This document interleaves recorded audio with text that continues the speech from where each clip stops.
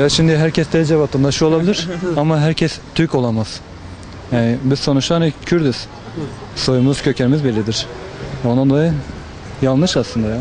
Hani bu yazının burada olması bile nasıl diyeyim, kendi başına bir skandaldır aslında. Ne mutlu Türk'üm diyene Türklere özel bir şeydir, bir sorudur. Evet. Onu da çok şey yapmıyoruz yani. Çok sevmiyoruz yani.